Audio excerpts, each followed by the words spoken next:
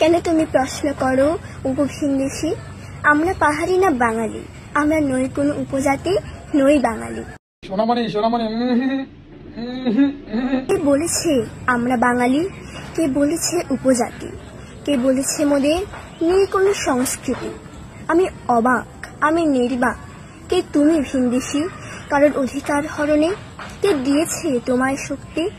বলো আমি চাকমা, আমি মারমা, আমি ত্রিপুরা, আমি লুসাই সাঁওতাল। বলো আমি মৃগ, খিয়াল, চাক, বোম, আমি পাংখুয়া। আমরাই যে বন পাহাড়ি নেই, আমি পাহাড়ি। ওল্লে বাবালে, কেন আমরা প্রশ্ন করবো না তুমি কি বাঙালি নাকি উপজাতি নাকি ভিনদেশী? না, তোমরা তো পাহাড়ি, সেটা তো আমরাও জানি। তাহলে তোমরা কি? তুমিই বলো।